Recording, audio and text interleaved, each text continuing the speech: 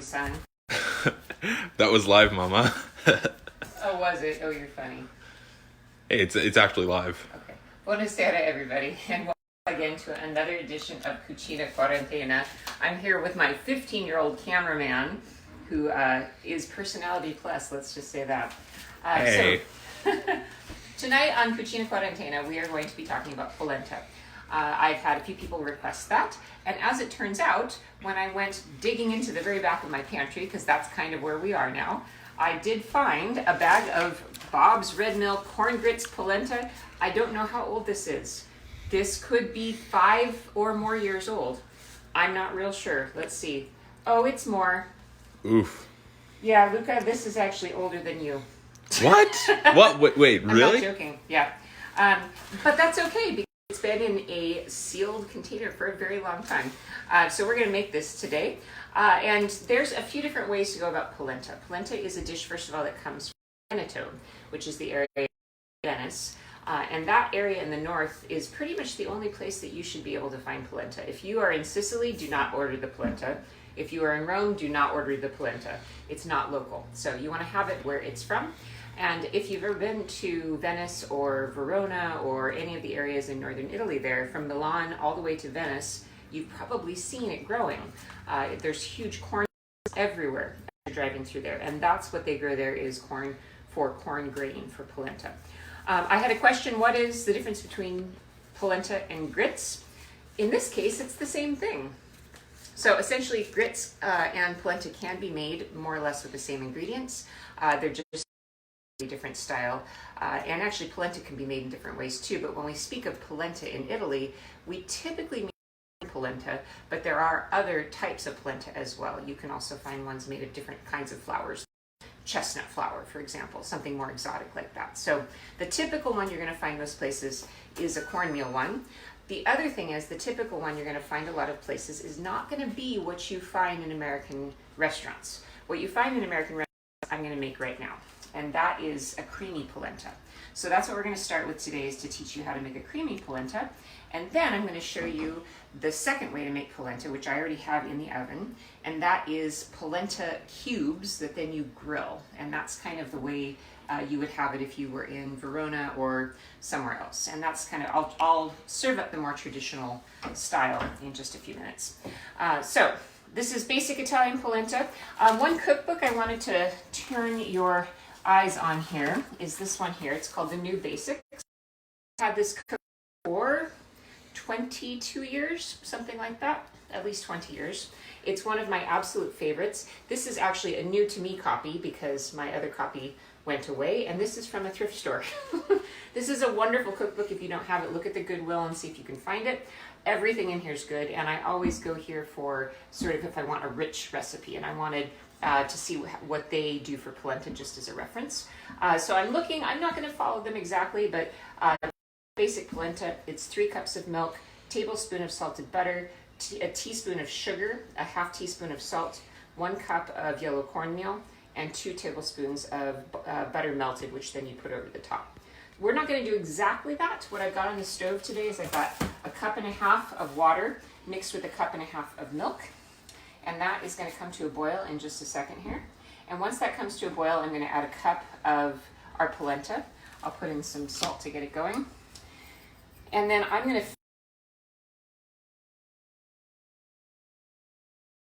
this is delicious. Also because, you know, what the heck. I love gorgonzola. I have a real problem with gorgonzola. This is gorgonzola dolce, which is the sweet kind. I prefer the picante kind, which is the spicy gorgonzola. I don't think I've ever seen that here in the US. So I stick with this, but, oh. That's so good. Yeah, Luca wants some too. Oh, no gorgonzola for Luca. I don't think anything goes better with wine than gorgonzola. This is one of my great passions, is red wine and gorgonzola. Oh, Luca, you're so funny. Don't you eat my gorgonzola. You can eat it once it's in the polenta. Okay, so that's starting to boil. One thing we wanted to show you is that after we make the polentas, either style, the kind that's like a brick, like a grilled brick, or this kind of creamy, mashy one, we're going to top it with a ragout. Now, it'd be too much time to show you how to do the entire process, So Luca has been so kind as to make up his own ragout.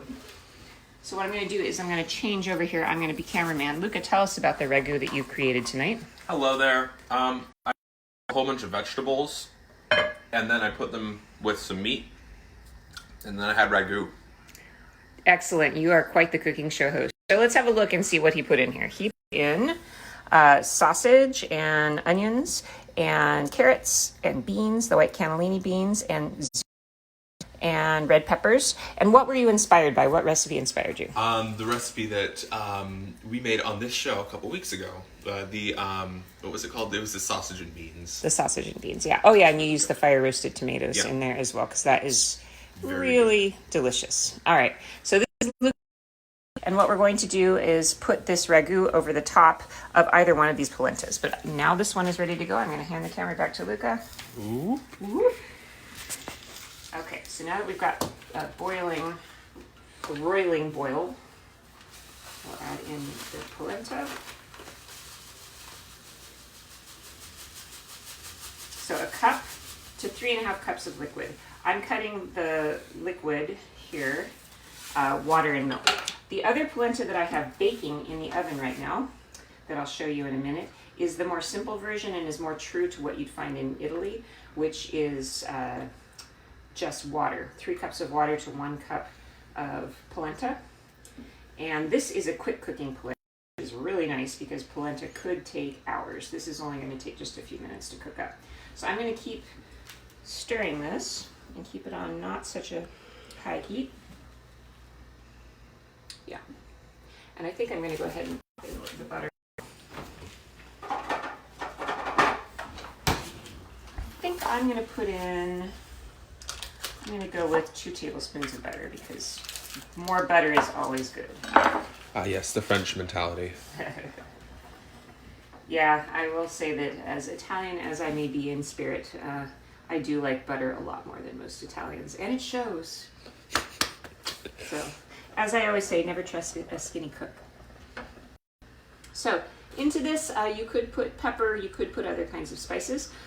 Also, to make a creamy polenta in the style that you see in a lot of fancy restaurants these days, you can put in different cheeses.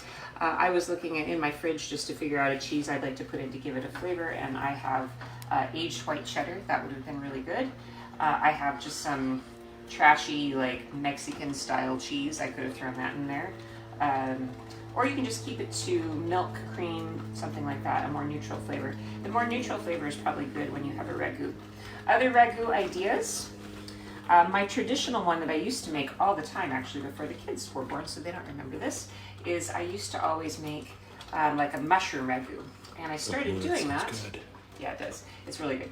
I started doing that because when I was in Verona doing some guidebook research many, many years ago, I went to this funny little enoteca, and that's what they served. And it was just kind of diced mushrooms, different kinds of diced mushrooms, sauteed with garlic and a little bit of wine, and put over the top of polenta. So, well, this is pretty much it. So here is the polenta. This consistency, it needs just a few Cream of wheat. Yes, it is basically the cream of wheat consistency. So you have some choices here now that you have this done. I'm going to go ahead and add a little bit of the gorgonzola. I like gorgonzola. I know. Me too. Okay, so chunks of the gorgonzola are going into the sauce. All right. And then I'm going to let that kind of melt in and keep cooking just a little bit.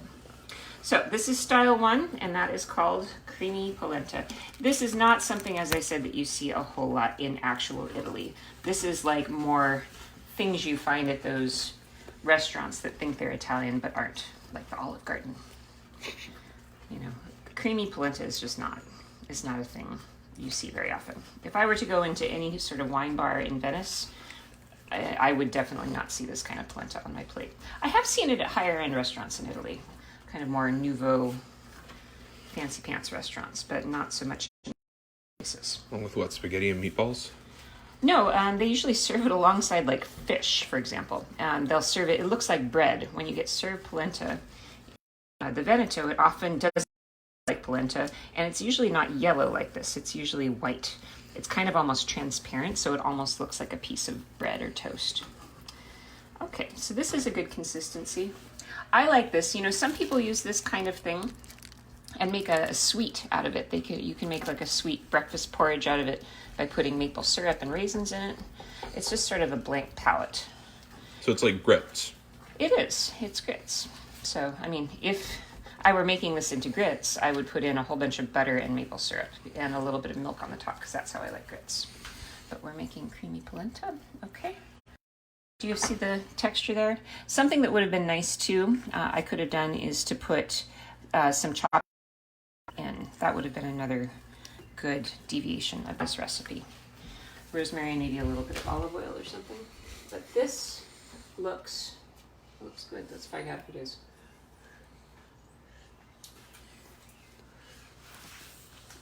You're gonna like this, Luca. Mm-hmm. Mm-hmm. You want to taste? I do. Okay, careful. Don't burn yourself. Oh, hot. Mm-hmm. That's what I just said. So you just get that little hint of gorgonzola in there. Ooh. Yep. If that is not good. Then what is?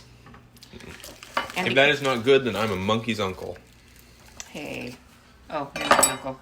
I'm gonna have another bite. By the way, this is the wine that I opened for my little wine tasting. If you missed that last night, you can go to Instagram and you can see the wine tasting I did with my friend Coral. I'm also going to post that on YouTube this weekend. So that gorgonzola goes with everything. Okay, into the pot. I'll let that mix in. Okay, so this is done. Polenta number 1 is done. Polenta number 2. Let's have a look at what polenta number 2 is. This one here was made just with water. Oh, yeah, it's done. Oh, it's... This polenta was made just with water and the corn grits.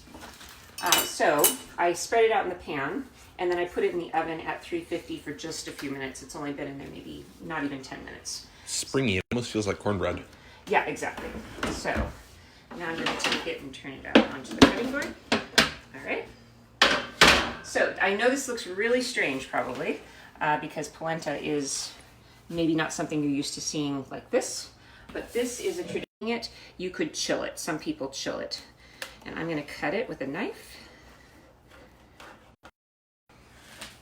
What you usually see in the Veneto is polenta like this, that of like, well, I'll make them basically.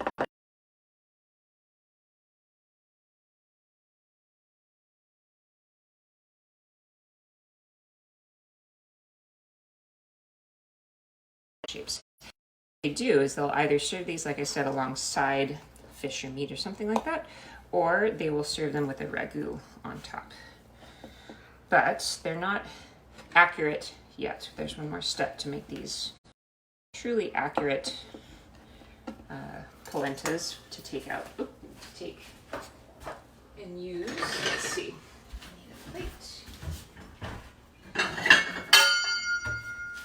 All right. So they're still a little mushy on the top, but set, and on the bottom side they're dry. So that's perfect. Oh no. Oh no. So you see that's because there's a little skin there, which is what we want. All right, Luca, let's go outside and finish showing people how to do this. We're going to take them out to the grill. Beautiful patio. Ooh. Ah. The last few days refinishing our patio. All right, so on to the grill. I've already got this sucker going. I've had it heating for a few minutes. And I'm gonna just put these on for a second. Shut. So this is typically how you would make a polenta that you would find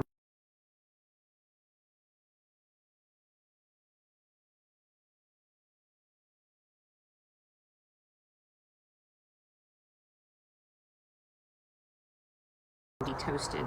Bruschetta is bread that has toppings on it. So in the house and you want to have a real Italian thing, and you've got a barbecue and it's a nice night. Tonight's not too bad. So that would be another good way to utilize the barbecue with Italian food. All right.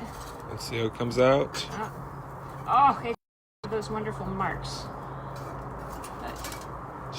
bet. Yeah, we'll have to try it. It is barbecuing though. Okay, good. Come on, give me some marks. Yeah, but it's really good. This right here is perfect because it's going to give it a little bit of a barbecue-y flavor. And ideally, it should have the little hash marks on it. Let's see if we can get it to get the hash marks on it. What I would do typically out here, if I'm going to fire up the barbecue to do something like this, is also just throw some peppers on as well, because I always like peppers. All right, so just a couple minutes for these. This is good. A little barbecue-y sort of grilled. Yeah, so now we're getting the little grill marks.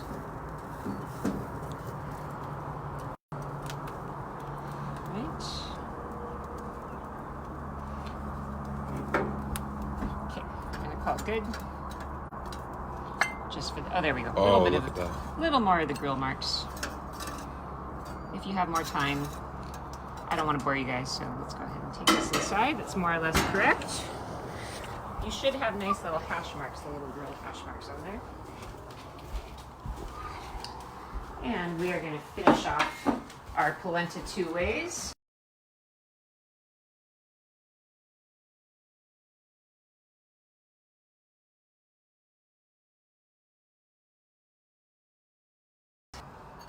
Onto a plate.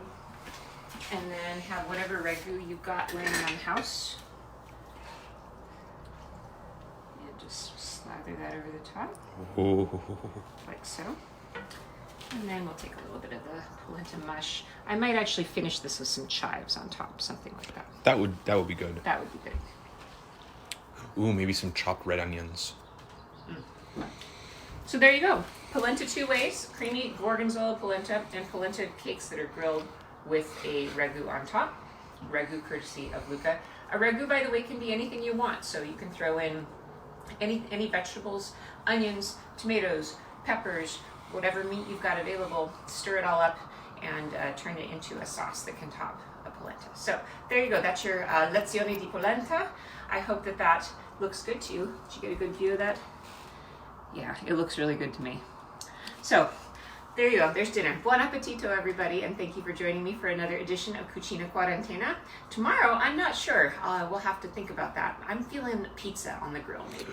Ooh. So we'll have to figure out something new for tomorrow. So we'll see you guys back here again, 6 o'clock tomorrow, Saturday night, for another edition. Ciao!